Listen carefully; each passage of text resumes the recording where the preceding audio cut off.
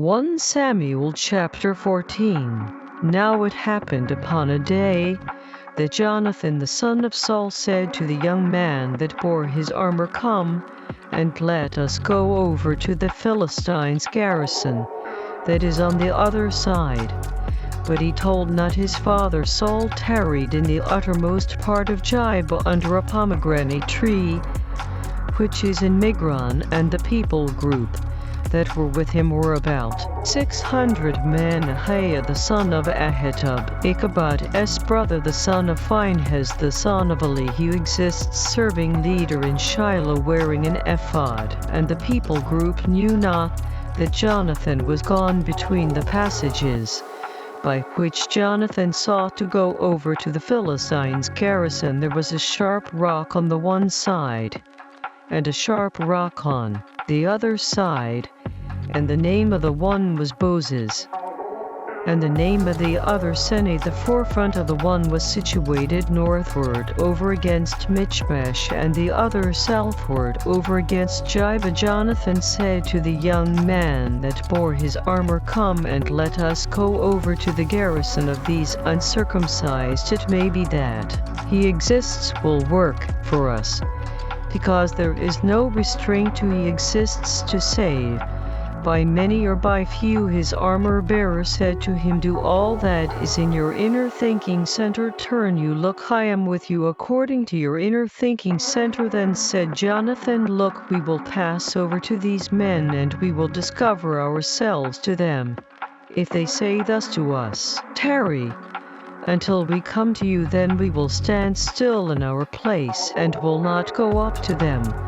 But if they say thus, Come up to us, then we will go up, because he exists has delivered them into our hand. And this will be the sign to us. Both of them discovered themselves to the garrison of the Philistines. And the Philistines said, Look, the Hebrews come forth out of the holes where they had hid themselves. The men of the garrison answered Jonathan and his armor-bearer, and said, Come up to us, and we will show you a thing. And Jonathan said to his armor-bearer, Come up after me, because he exists has delivered them into the hand of Israel. Jonathan climbed up upon his hands and upon his feet, and his armor-bearer after him. And they fell before Jonathan, and his armor-bearer killed after him. That first slaughter which Jonathan and his armor-bearer made was about 20 men within, as it were, half acre of land which a yoke of oxen might plow. There was trembling in the host in the field, and among all the people group the garrison and the spoilers.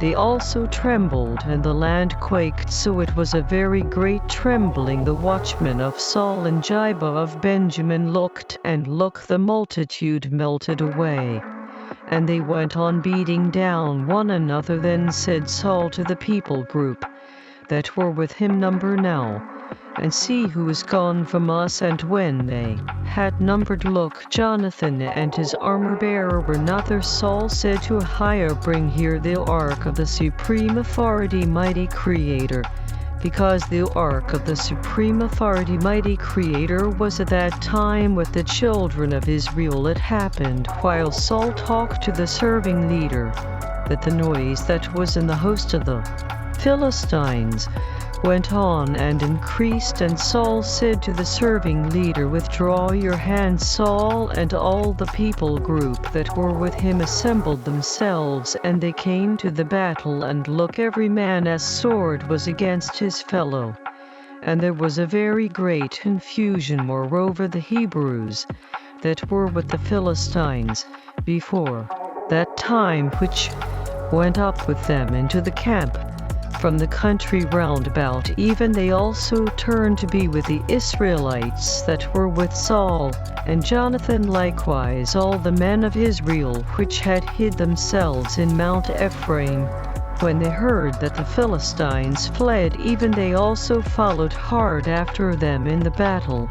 So he exists saved Israel that day, and the battle passed over to Bethaven. The men of Israel were distressed that day because Saul had adjured the people group, saying, "Cursed be the man that eats any food until evening, that I may be avenged on my enemies." So none of the people group tasted any food. All they of the land came to a wood, and there was honey upon the ground. When the people group were come into the wood, look, the honey dropped, but no man put his hand to his mouth, because the people group feared the oath.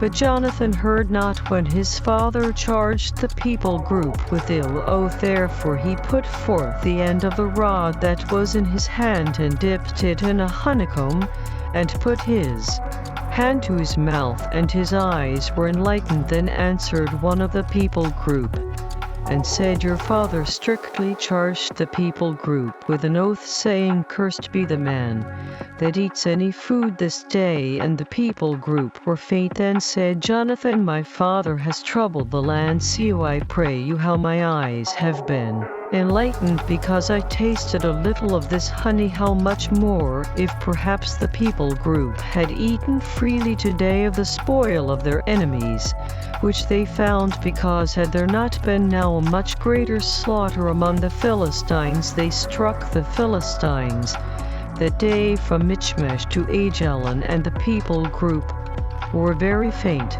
The people group flew upon the spoil, and took sheep and oxen and calves, and struck them on the ground, and the people group did eat them with the blood. Then they told Saul, saying, "Look, the people group wrong against he exists, in that they eat with the blood." And he said, "You have transgressed. Roll a great stone to me this day." Saul said, "Disperse yourselves among the people group, and say to them, Bring me here every man his ox, and every man his sheep, and strike them here, and eat, and wrong not against he exists in eating with the blood." And all the people group brought every man his ox with him that night, and struck them there. Saul built an altar to he exists. The same was the first altar that he built to he exists. Saul said, "Let us go down after the Philistines by night, and spoil them until the morning light, and let us not leave a man of them."